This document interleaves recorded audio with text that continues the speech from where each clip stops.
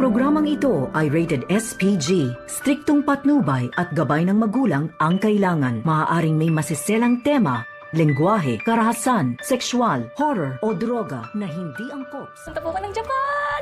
Oh, cute! Sasaktan ka pa. Madali natin mo.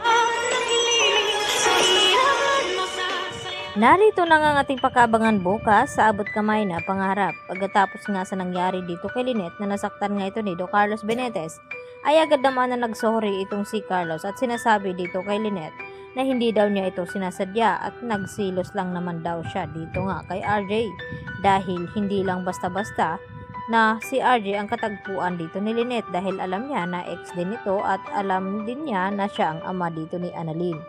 Kaya nasaktan nga ng tuluyan itong si Lynette. Samantala, nag-aalala naman ng husto itong si Josa na pumunta dito sa Eastridge Hospital.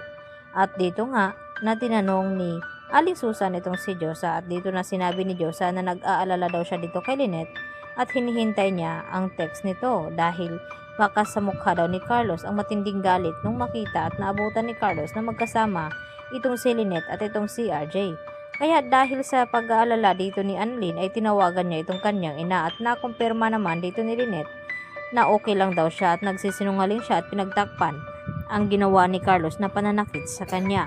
Kaya naman kinabukasan ay dito naman dinalaw ni Josa at Aling Susan itong si Lynette at kinamusta kung okay lang ba daw ito. At dahil dito nakiusap itong si Lynette dito kay Josa na sana sa ganoong mga sitwasyon ay wag na daw ipaalam kay Annalyn dahil ayaw daw niya nag-aalala itong kanyang anak sa kanya. At dito naman na nagsorry itong si Josa dito nga kay Lynette at hinawakan ang braso at umaray naman itong si Lynette. Kaya napansin dito ni Josa na parang may tinatago itong si Lynette. At dito naman na tiningnan ni Josa itong braso nga dito ni Lynette. At dito niya napagtanto na may sugat ito. At syempre pinagtakpan ni Lynette ang ginawa ni Carlos sa kanya. Samantala, bumilib naman ng husto itong si Carlos dito kay Annalyn na kahit ano daw ang kanyang ipapagawa ay talagang nasusolusyonan at nagagawa ni Annalyn ng paraan at matalino daw talaga itong si Annalyn. At nakiusap itong si Michael na kung may galit siya dito kay RJ ay wag daw niya idamay itong si Annalyn dahil hindi niya mapapalampas kung ano ang gawin ni Carlos kay Annalyn Santos.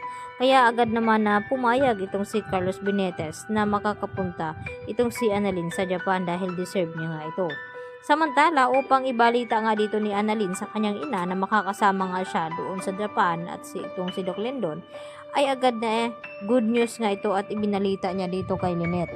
At dito nga na napatalon sa tuwa itong si Lynette at agad na niyakap dito ni Annalyn. Kaya nang niyakapin ni Annalyn, napansin ni Annalyn na umaray nga itong si Lynette nang mahawakan ni Annalyn ang braso nito at tiningnan nga ni Annalyn na may sugat nga itong si Lynette. At dito niya tinanong kung sinong may gawa nito. At hindi naman makapagsinungaling itong si Lynette sa kanyang anak. Kaya sinabi niya na diyon nga nasaktan nga siya dito ni Carlos Benitez. At ang gustong mangyari ngayon ni Annalyn na gusto niya nang paiwanan itong si Carlos at isama itong si Lynette sa Japan. Nang sa ganon ay makarelax nga siya at mawala ang kanyang pagkatruma. Samantala, isasagawa na nga dito ni Eric at itong si Justin ang paghihiganti dito kay Giselle at gusto nila sa madaling paraan upang mapabagsak nga daw nila itong Apex Hospital. At ang gustong mangyari dito ni Justin na kunin ang posisyon kung anong mayroon dito kay Giselle ngayon. At yun naman ang udyok ng kanyang ama dito nga kay Justin upang mas mabilis nilang mapabagsak itong Apex at ganoon din itong si Giselle at mas mapabilis ang paghihiganti nila dito. Kaya yan naman ang ating pagkatutukan at aabangan kung magtatagumpay na nga ba sa paghihiganti itong mag-ama na sina Giselle at itong si RJ kung hahayaan nga bang babagsak itong Apex. Yan ang ating patuloy na pakabangan bukas mga kaludi. Dito lamang yan sa abot kamay na pangarap. Yan lang po at marami pong salamat.